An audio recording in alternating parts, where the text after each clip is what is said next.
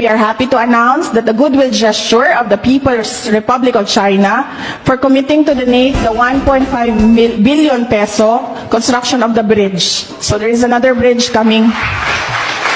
Ito ay nagsimula, na-approve ito noong July ng 2022.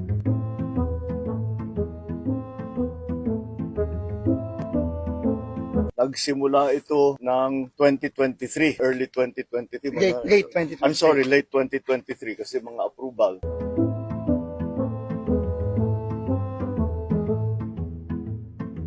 At ngayon ay tapos na.